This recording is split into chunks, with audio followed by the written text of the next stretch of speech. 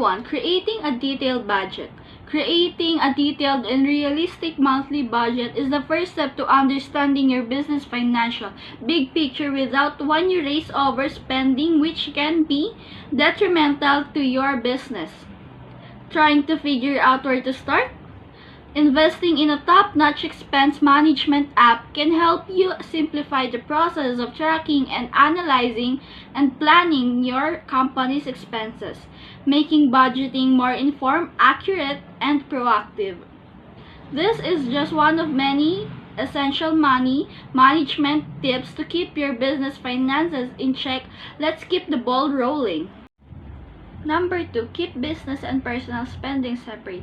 Have you ever heard the saying, don't mix business with pleasure? The same is true for money management for your business. Mixing your personal and business funds clutters your expense report and confuses your budget, inhibiting you from gaining a clear picture of your business financial landscape. Opting for a company card, as we mentioned above, is a great way to begin this necessary separation. By keeping all company spending on one card, you can avoid the tedious task of untangling your personal expenses from your business budget, which saves you time and money down the line. Number 3. Regularly assess your finances. As your business grows and shifts, so will your finances. Set aside time each quarter and maybe a little more time at the end of the year to assess your business goal, gauge performance, and update your budget accordingly through a true situational analysis.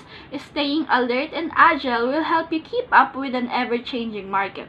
To help you stay light on your feet and adjust as needed, choose an expense reporting app that offers a range of features like easy-to-use integrations, real-time reports, and a user-friendly interface. By automating your expense tracking, you can ditch manual methods and easily update your financial plan in just a few clicks. Number 3.